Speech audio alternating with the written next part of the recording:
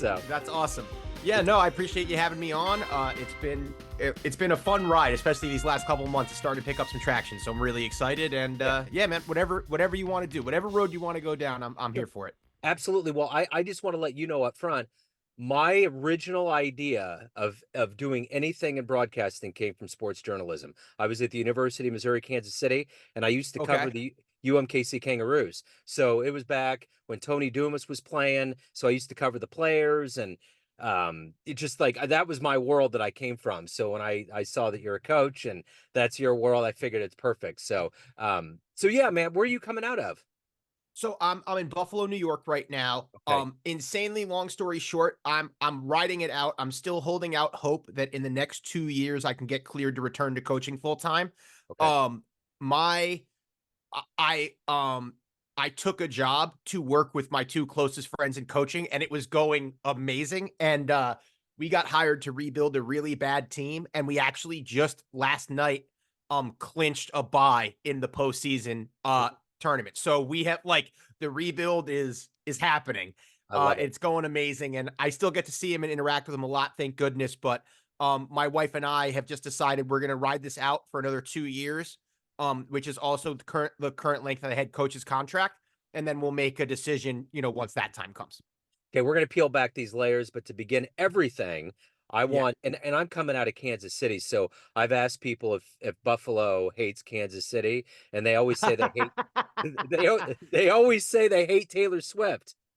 Yeah. That's the Um, answer. I would say right now the vibe is that Buffalo hates Buffalo, honestly. I gotcha. Making a lot of personnel decisions.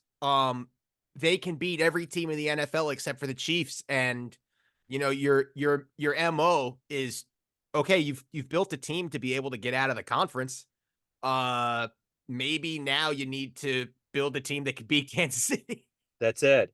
There was a rumor that the Raiders are going to go rogue and they're going to play Mahomes in a whole different way, like teams used to play Michael Jordan. So Yeah, there's going to be things that are going to come up. I mean, as clever as Andy Reid can be, there's other yeah, coaches that are going to try to counter that, I'm sure. yeah. Absolutely. No, I mean, especially with my background, I applaud teams that are able to be consistently great on a large competitive scale. Um, Andy Reid is, in my opinion, like on the coaching Mount Rushmore after what he's pulled off both in Philadelphia and in Kansas City. Yeah, That he has a generational quarterback talent. yeah. Like what? It's I know. amazing. What else do you need? Yeah, for Yeah, sure. So, uh, my first question to you is this. We're coming up on the 4-year anniversary of the pandemic, and it really scrambled us through the yeah. snow globe around. How did you survive that time period, and how did it change you? Ooh, that's a really good one. I would actually say the pandemic taught me a lot because so much of what you do in coaching revolves around being able to, regardless of what the outcome was the day before, wake up the next day and attack it. Uh-huh. And, you know, at every level, D3 through D1, there was no season in the immediate aftermath of COVID. All the postseasons were canceled. Then, there was really no recruiting that spring and summer. And then in the fall, at that time in 2020, I was still at the D3 level and the season had been canceled. And the take was we weren't going to have a season until there was a vaccine and people could be vaccinated.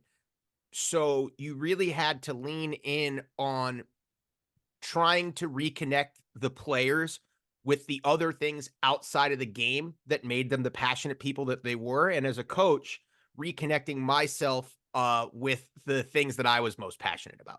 Yeah, that's interesting. What a great way of psychologically kind of turning that into a positive, because that's true. Yeah. I mean, I really amped up a lot of my interviews with jazz musicians, and some of Yeah. the more heartbreaking ones were the ones that were in New York, where it was like after a few weeks, everybody thought, all right, I'm done here on the horn. It's cute. It was Yep. cute for 2 weeks. So there's this thing where you have to revert and dig down, kind of like Tom Hanks on that island with the FedEx volleyball. You gotta dig, man. You Well, know? absolutely. And I also think there comes a time like it having something like that, like as, for lack of a better way of putting it, as dense and heavy as the pandemic shutdown time was, because that vehicle existed, it made some honest conversations a lot easier. Yeah. Because everyone was just a bit more vulnerable every day because of what was happening in the background. Yeah.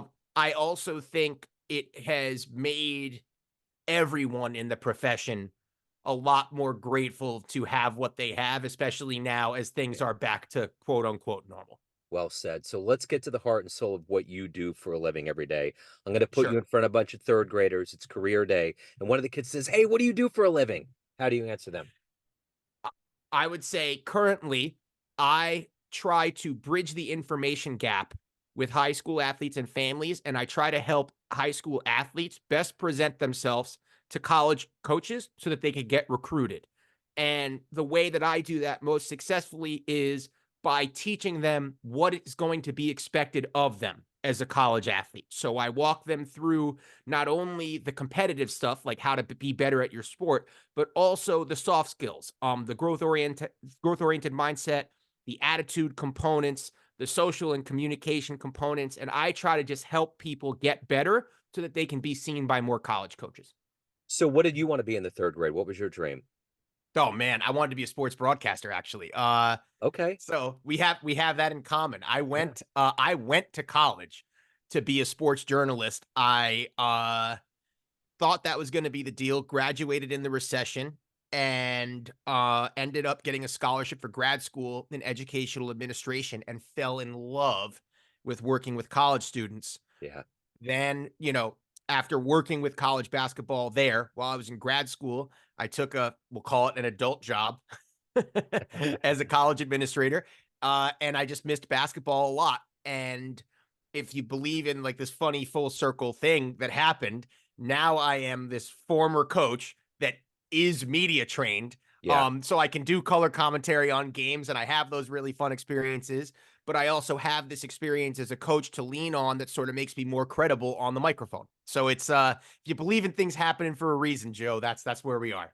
It's interesting. I took my stepdaughter. We went down to Branson, Missouri, and we were waiting in this roller coaster line. It was her 18th birthday. I just turned 51. We're waiting in this roller coaster ride called the Time Machine. There's all these clocks ticking around. And she kind of looked up and said, "What have you learned after almost a half decade or over a half decade?" I said, "What you need to realize, and you're going to realize this someday, is everything you do in your life, you're going to have to come back and visit at some point. It's a big full circle carousel moment, just like with what you're talking about. It's weird how long it takes. It's weird how the mystery of it comes together, but you Yeah. always have to reckon with your life and your image in the mirror." It sounds so silly, but I've met a lot of coaches who are very nervous in front of a camera.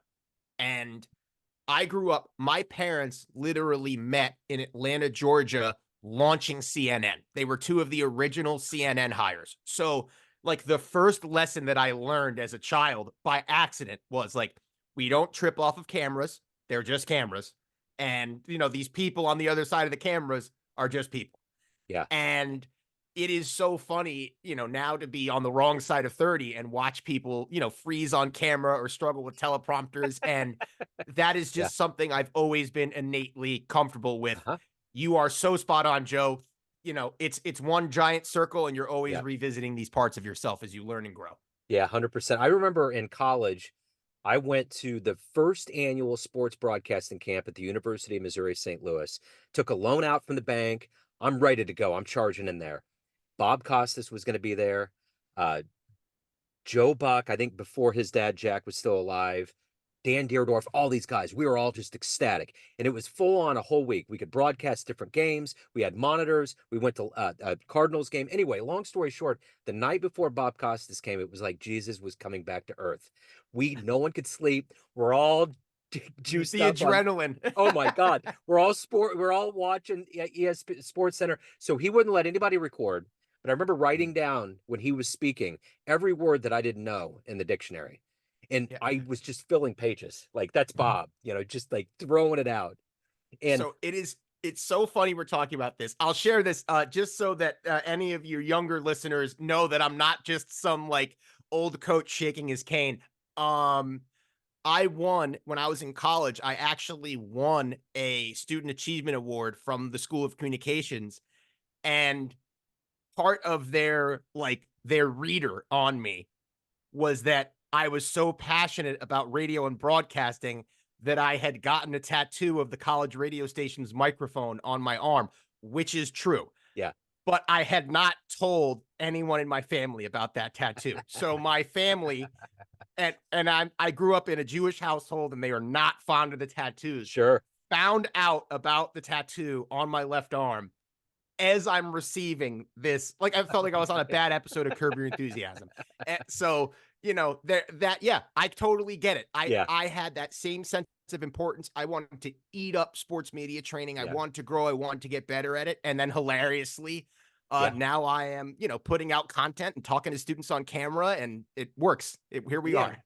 But it seems like it feeds both sides. It's like my thing when I got into sports was there was a culture that I couldn't quite say this is what I want to do. I'd like to make a story and I'd like to cover the story. And it seems like you found the best of both worlds. You're creating the story, a narrative of helping these kids find their dreams, but you're also edifying that sports journalism bone in you.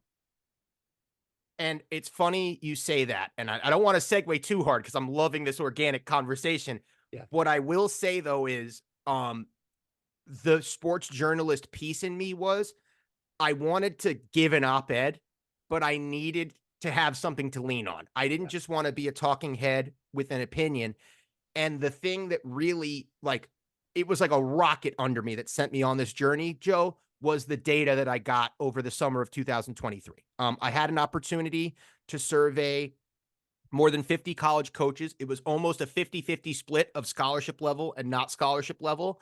And then I did phone and in-person interviews with more than 15 more coaches, took everything I got and shared it with, now the list is of more than 20 of my favorite college athletes, and just talking to them, getting their feedback to the data. And my goal was, okay, now I can give you the op-ed. Now Yeah. I can show you exactly what, coaches are looking for, where the disconnects are, and what it is you specifically need to address. And, I'm so pleased because right now I'm just in the stage where I'm sending out advanced copies of the guide, and the feedback has been so amazing. And all that honestly makes me do, to your point, it makes me want to keep reporting. Yeah. This is not, Absolutely. yeah, this is not necessarily about, especially for where I am. I eventually want to get back into coaching. That's my real goal. There are some people out there that have concierge services and their livelihood depends on them making like $4,500 a kid and doing everything for them in the recruiting process. I don't want that. I Right. want to help people accomplish it on their own. And to your point about that full circle, we have those fond things that we look back on Yeah. because we did those things. Uh-huh. We went through the ups and downs on their own. So if I can empower a young athlete to learn a little bit from me, but then do it on their own, that's going to be what makes them ultimately more successful in the long run. 100%. So let me ask you this, as a lifelong sports fan, if you could go back and see one sporting event with your own eyes, where are you going? Oh my God, there are so many to choose from. Um, You will never expect this answer from Okay. me in a million years. I have been fortunate to see some incredible sporting events in person. Yeah. But if I had to pick one, I would pick Ali in the Rumble in the Jungle. Wow. Yeah. Um, I I actually every year that I was coaching, I actually had an Ali poster in my office with his phrase, "I hated training. I hated every minute, but I knew I had to do it to live my life like a champion." Yeah. And that athlete, I still think it's been so long since he was in his prime, but he captivated the viewers and made believers out of viewers and was so polarizing as an athlete. But to this day, he remains to me the only athlete who literally backed up every single thing he said ever. 100%. And 100%. I wish I was alive for that, honestly. Yeah. Yeah. That would be amazing. That would be. So let me ask you this. Who's been a hero for you in your life, an inspiration for your walk, your professional journey? Oh, I have a lot to choose from. I'm gonna put this in a three-way tie. Um, my three favorite coaches. When I was a grad student, and there's a common string, which is that these coaches, all three of them, had absolutely no reason to include me in what they were doing, Yeah. and just did it because that was their ethos. Yeah. Coach Reggie Witherspoon, when I was in grad school, agreed to take me on when he was the coach at the University of Buffalo and I just did a bunch of small things behind the scenes, but learned so much and learned about how to value culture. Then when I took a job that it was a good job, but I missed basketball and I wanted to get back into it. Coach Mary Ellen Burt, winningest women's basketball coach in the history. Actually, I should say this: winningest coach in the history of Union College athletics. She has more wins than any other coach in that school. Yeah. She took me in as a volunteer, and under her, I went from volunteer to associate head coach. And my last 3 years under her, I was actually the standing head coach, and she was kind of grooming me to be the next level. And the amount of trust that she put in me, and just such a good mentor, and her culture and commitment to culture was renowned. But those learnings under her introduced me to Coach Sahar Nusebe, who is, I'll say this forever. I want to get back to coaching just so that I could work with Coach Sahar. Yeah. Her commitment to culture and growing young people and turning them into just confident, self-assured, incredible people that are just sure to be champions in the working field. And again, all three of them, I love them. They're amazing people. I'm so happy to have known them, but all three of them they didn't make me prove anything to them. They Yeah. were excited to just include me in their culture, and it ended up working out. And I'm so grateful to have had those opportunities with all three. Who would be a dream person to interview with that sports journalism idea in mind? Who would you love to interview and sit down and talk to? I have always found a fascination with people who seem to be, I mean, not just in their prime, but maybe in the very top of their sport, and then they just sort of stop. So one of the most fascinating things, and this kind of brings us full circle to talking about the pandemic, Maya Moore was, in my opinion, the best player in the WNBA, Yeah. and just stopped playing basketball. And she pursued a series of social justice initiatives that are very well documented. And I've always been so blown away by that, because there's always something that makes an athlete that isn't just their sport. Yeah. And there's so much more to these people than the sport they play. And I think the opportunity to pick Maya Moore's brain and just get an opportunity to learn a little bit more about her value system. There are other athletes like that. Like, I'd also love to know like Barry Sanders walking away in his prime, Yeah. Calvin Johnson walking away in his prime. But Maya Moore is the one that sticks out to me most, especially with my affiliation with women's basketball. So every day you wake up, you have a very clear passion. What gets you out of bed? What gets you to not only to do a good job, but to evolve as a person? I love that question. And wow, what a good question. I will try to answer this concisely. Sure. I will do my best. um, Especially going through a little bit of what I went through on the health side. Um, the thing that I realized was money was less important to me than purpose. And especially now in the year of our Lord 2024, you pick up your phone and you open up a social media app, and you're just kind of bombarded with what I would describe as superficial content. And it's very easy, especially in this day and age, to have imposter syndrome. It's so When I got sick, I had to learn, what are the things that make you you, not what are the things that make you a good coach. What are the things that make you you, and what's most important to you? For me, those were three things: really good positive energy, being there for other people in their time of need, and a constant feeling that you are growing in some way. And a really cool shift for me, sometimes when you're sick, you're in the penalty box. There are doctors saying to you, okay, well, you can grow, but your body can't grow. So, Yeah. so figure something else out.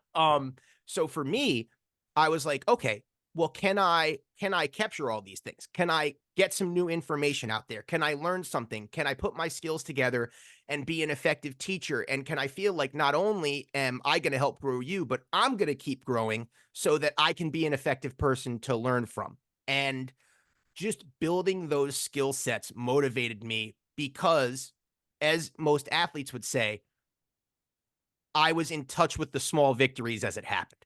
Like, Yeah. the moment I started getting data back and the data was conclusive, I was so fired up that the book could have written itself. So that was really the easiest way I could answer it. It's just kind of the self motivation of knowing where your skills are and trying to activate them each day. So, of all of the things that you've done, evolved into, and overcome, what are you the proudest of? Recency bias might indicate this, but I'm actually going to say right now. My parents will probably hear this and be like, "How could you not say taking a gigantic pay cut and becoming a Division III basketball coach with no, previous real experience? That was insane." Yeah. You know, but I've always been willing to bet on myself. Um, I am proud to be a liaison to the college coaching community, and I'm proud to know that I was able to pivot, in less than 2 years into something really helpful and really effective. And I'm so grateful for the support group that happened along the way. So I would actually say, despite everything that's happening right now, this chapter of my life is my favorite chapter. So, let's say you have a dream tonight. You run into the 18-year-old senior and high school version of you. You can give that young version of you a piece of advice based on the wisdom you've gained in your life up to this point. What advice would you impart on that young version of you? I need you to ask 100 times more questions than I did. And I need you to specifically ask the questions to the right people. And as much as I love your parents might not be the right people.